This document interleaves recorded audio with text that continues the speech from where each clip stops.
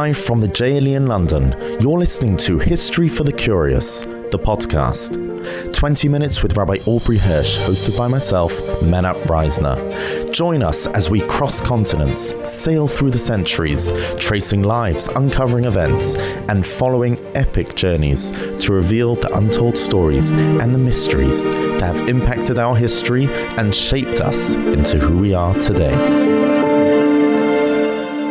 10 days later, France was arrested in Paris. And she met him one last time, being left with many questions about this person who she'd met as a 17-year-old. He was a witty, sophisticated, cheerful young lieutenant of 25, a man with whom she'd plotted and connived against the Nazis for years, yet who had swindled her of her pay.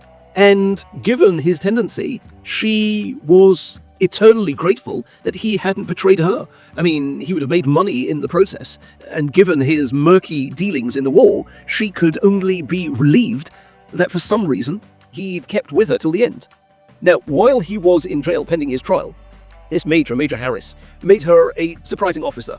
Would she continue working as an agent for British intelligence to unearth war criminals, Gestapo officers, SS officers, who were known to be at large in occupied Germany? She would have officer status, she would receive a salary, a car, her own driver, but she would have to spend most of her time in Germany.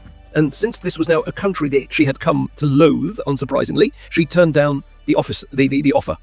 Now, the Major, he was disappointed, he expressed his regret, but said he hoped that she would still testify at Frank's trial. And if she did, he promised her back pay all the way to 1942. She still refused. She said, "I'm going to America, I'm leaving," and in the end he had to be satisfied with a written affidavit in lieu of verbal testimony at the trial. And the only memento of all her time in service was a personally signed letter from Field Marshal Montgomery with a citation for bravery. Although many years later, she never regretted the decision to follow, the dictates of her heart. How could it be that this whole time Frank was just sort of employed her out of greed? There was never a better motive? Well, he did endanger himself and did save lives, so there was more than greed. Obviously a complex personality, a complex character. Yeah, who knows? So where did she end up after this? She moved to Argentina initially and then to North America. She had 2 sons, and when she passed away, she also had, by then, 2 granddaughters. But, it has to be said, she used up more lives than a cat, as you mentioned, during her war years. She was a real-life heroine, and she had an unforgettable story. Exceptional bravery and survival in the face of what can only be called staggering odds. We are aware, and we've covered some of these people in podcasts, people who chose routes which would endanger their lives every time they went on a mission, with years of hidden identity. But in her case, it was every day, walking into the lion's den, having to show no emotion.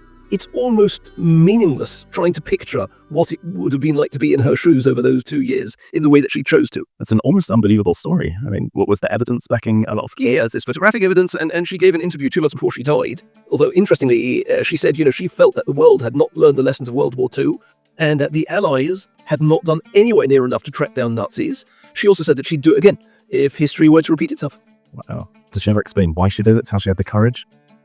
She said she felt she could carry it off, and therefore she should try. Simple. Very simple as that, yeah. And it's now 25 years, almost to the day, since she passed away on the 24th of Sivan in 1998. Well, should be a schlussfeier, Shalom. Thank you very much for a very moving and incredible story of heroism. Yes. Yeah, I guess we'll see you next week for part 2. Next week, we will be dealing with one of the villains of World War II who contributed to the deaths of many Jews, whom you, and I would say almost none of our readers, or listeners rather, have ever heard of. Wow, it's quite the opposite theme. Yes. Thank you very much. Please send all questions or feedback or constructive criticism to podcasts@jle.co.uk. Make sure you follow and subscribe so that you don't miss another episode. Thank you.